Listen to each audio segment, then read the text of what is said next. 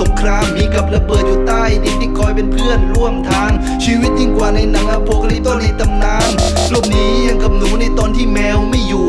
ชีวิตกูเหมือนกบที่มีงูเหลือมจ้องอยู่หลบหนีข้ามประเทศยังผิดกฎหมายเพื่อที่จะก้าวสู่ดินแดนอันเสรีและการเขียนฆ่าและข่มขู่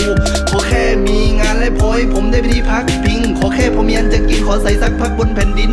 ขอแค่มีลมหายใจอยู่ต่อบนโลกแห่งความจริงขอโทษทีที่ต้องรบกวนผู้นำผมถูกรอบยิงสายตาเหยียดหยามแบบนั้นที่คุณมองเรียกผมว่าต่างดาวโดยคุณไม่ได้ไตรตรองเราคือคนไทยหรือไทยใหญ่เราไม่มีชื่อสำรองไม่มีแม้แต่ศักดิ์ศรีในแววตาที่คุณมองไม่ว่าจะมองไปทางใดก็สุดแสนจะมืดมนจะมีไม่สักคนที่จะเข้าใจเส้นทางชีวิตมันจะอะไรกันนักหนาหรือว่าโชคชะตาลิขิตที่อยู่กับปัญหาไม่ขอให้เหมือนใครไม่ว่ายังไงต้องก้าวไปอยากเห็นสักเท่าไรต้องผ่านมันไปด้วยหัวใจ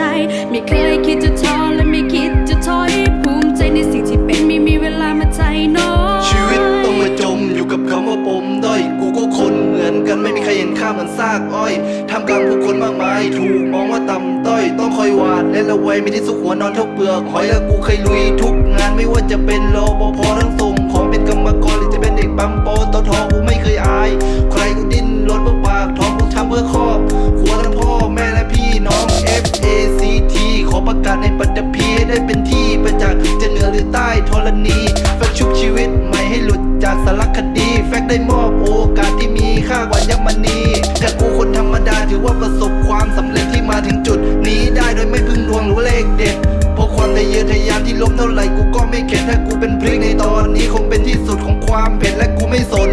โลกว่าจะมองกูยังไงและกูไม่สนใครในโลกนี้ทั้งไหมเป้าหมายคือครอบครัวและพ่อแม่กูสุขสบายเพราะ